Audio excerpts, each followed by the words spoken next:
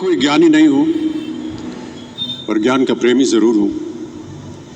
मैं कोई साइंटिस्ट नहीं हूं, पर लाइफ में एक्सपेरिमेंट जरूर करना हूं और उससे सीखता भी हूं।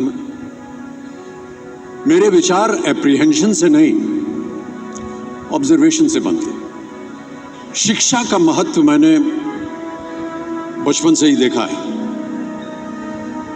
मेरे माता पिता का मानना था कि ज्ञान वो इन्वेस्टमेंट है जिसका डिविडेंड यानी मुनाफा जीवन के अंत तक मिलता रहता है। मैं ऐसा मानता हूं कि एक सामान्य जिंदगी जीने के लिए इंसान को रोटी कपड़ा और मकान के अलावा अगर किसी चीज की सबसे ज्यादा जरूरत होती है तो वो है शिक्षा, एजुकेशन।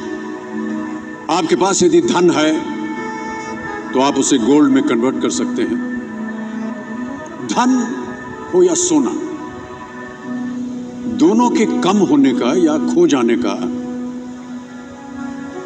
डर हो सकता है, पर यही धन को अगर हम नॉलेज में कन्वर्ट करते हैं तो वो कभी कम नहीं होगा और ना ही उसकी चोरी हो सकती। Money, ladies and gentleman, anyone can steal, but knowledge can not be stolen from you. देखिए, जीवन में मुझे बहुत सी बातों ने प्रभावित किया है। मेरे ये अनुभव सुनने में शायद साधारण लगे, पर इनमें छिपा सार असाधारण है, अनमोल है। यदि मैं आपसे पूछूं कि सबसे शक्तिशाली व्यक्ति कौन है, सबसे शक्तिशाली व्यक्ति कौन है, तो कोई कहेगा कि जिसके पास पावर है, वेपन्स है, शस्त्र है, धन है, किसी देश का राजा या किसी सल्तनत का वारिस है। मेरा ऐसा मानना है कि वेपन्स, मनी किसी को पावरफुल नहीं बनाते, या अगर बनाते भी हैं तो कुछ समय के लिए ही बना पाते हैं। दौलत आज होगी, कल नहीं। शस्त्र का ज्ञान तभी तक काम आएगा जब तक वो शस्त्र चल सकता है। Once it is used it becomes absolute. पर शास्त्र का ज्ञान कभी नहीं रुकता। Knowledge can never be obsolete. शास्त्र ज्ञान शस्त्र ज्ञान से ज्यादा असरदार, प्रभावशाली और शक्तिशाली होता है। अब देखिए, एक राजा ने कितने राज्यों पर विजय प्राप्त की, कौन कौन से शस्त्रों का इस्तेमाल किया, कितने सैनिक थे, ये शायद आपको याद न हो, पर जीरो की खोज किसने की, बल्ब का आविष्कार किसने किया, राष्ट्रगान किसने लिखा, ओथेलो, मैकबेथ की रचना किसने की, ये आपको जरूर याद रहेगा। इतिहास गवाह है कि एक राजा अपनी शक्ति के बल पर केवल वहीं तक पूजा जाता है जहां तक उसका साम्राज्य फैला होता है। वो केवल अपनी प्रजा का प्रिय होता है, पर अपने ज्ञान की कीर्ति फैलाने वाले Albert Einstein, William Shakespeare, Rabindranath Tagore सिर्फ अपनी जन्मभूमि में ही नहीं बल्कि पूरे विश्व में पूजे जाते हैं। संपूर्ण मानव जाति के लिए वो प्रेरणा स्रोत बनते हैं। इसलिए आप सबसे मेरा आग्रह यही है कि सीखते रहिए। ज्ञान का धनी व्यक्ति हमेशा ही सम्मान और आदर योग्य होता है, क्योंकि ज्ञान वो कवच है, वो शील्ड है जो आपके जीवन में आने वाली कठिनाइयों से आपकी रक्षा करेगा। फिर किसी भी शस्त्र की आपको आवश्यकता नहीं होगी। Never stop learning, because learning never stops. Lanka कांड कहां है इस श्लोक में? मंगला नाम। मंगला नाम में लंका कांड छिपा हुआ। कैसे? भगवान रावण को मार करके देवताओं को अभय करते हैं, जगत का मंगल करते हैं भगवान श्री राम जी सरकार। इसलिए मंगला नाम की चर्चा, मंगला नाम से चर्चा लंका कांड की सिद्ध होती है। सातवां कांड कौन सा है? सातवां कांड है उत्तर कांड। उत्तर कांड इस श्लोक में कहां है? चकर्तारो, च कर्तारो, चक्रतारव में उत्तर कांड छिपा महाराज। कैसे? कर्तव्यों का पालन करना ही, और कर्तव्यों का पालन करके राम राज्य भगवान राजा बने हैं उत्तरकांड में। जब संपूर्ण कर्तव्यों का पालन कर दिया और करके इसके बाद राज्याभिषेक करवाया भगवान ने। मानो राम जी उपदेश देना चाहते हैं कि संसार के सभी कर्तव्य का पालन करके ही विश्राम करो, तब तक विश्राम मत करो। और संपूर्ण उत्तरकांड में दिए, पर कर्ता करके दिए, इसलिए चाकरतारव में उत्तरकांड स्पष्ट हुआ।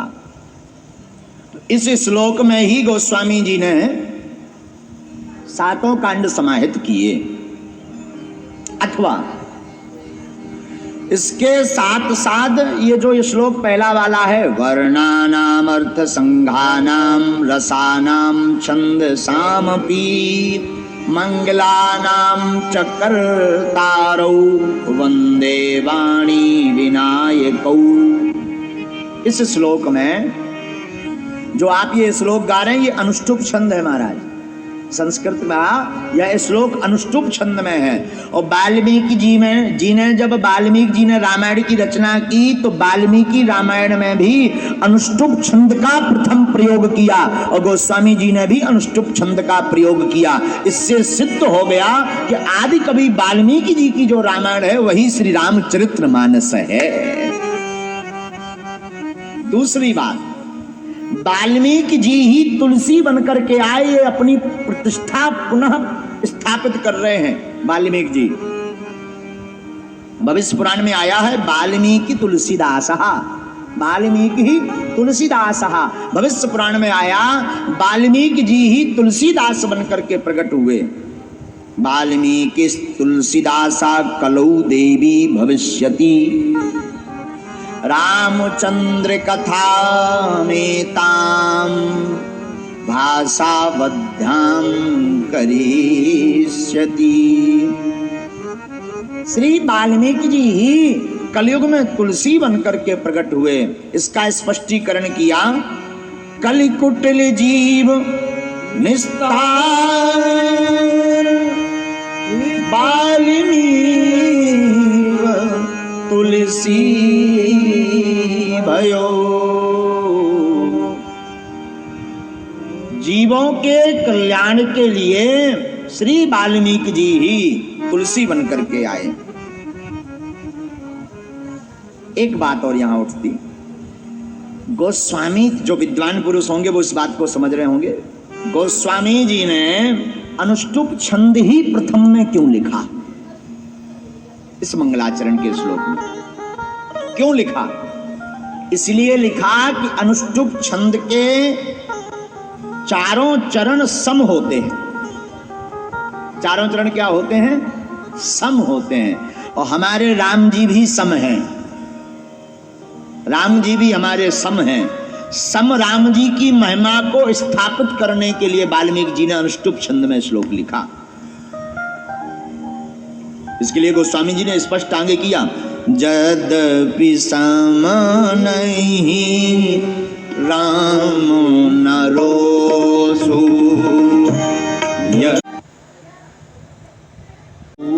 पेड़ो याभ्याम विनानाम पश्यन्ति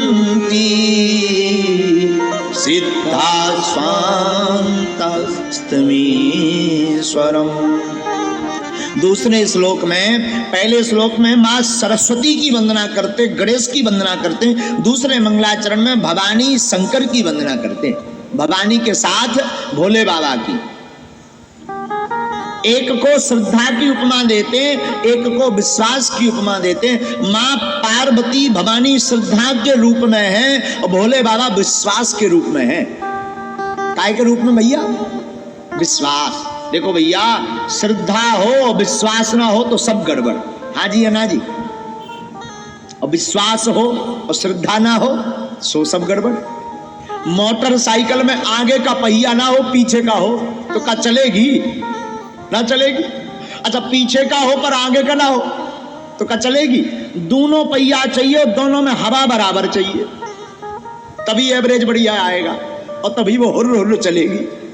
उसी प्रकार गोस्वामी जी कहते हैं भवानी शंकरौ वंदे श्रद्धा विश्वास रूपणौ। भगवान भोले बाबा और मां भवानी की हम वंदना करते जो श्रद्धा और विश्वास के स्वरूप हैं। आगे वंदे बोधिमयम नित्यम, तीसरे श्लोक में गुरुम शंकर रूपिणम इमाश्रितो हि वक्रोऽपि चंद्रः सर्वत्र वंदते। पहले सरस्वती गणेश भोले बाबा और मां भवानी की वंदना करते हैं। अब 5वें स्थान पर गुरु जी की वंदना करते हैं। किसकी? वंदे बोधमयम नित्यम गुरु शंकर रूपणम। गुरु जी को मध्य में रखा गोस्वामी जी ने। 7 श्लोकों में 9 लोगों की वंदना की गोस्वामी जी ने। 9 लोगों को प्रणाम किया, पर मध्य में गुरु जी को रखा, बीच में।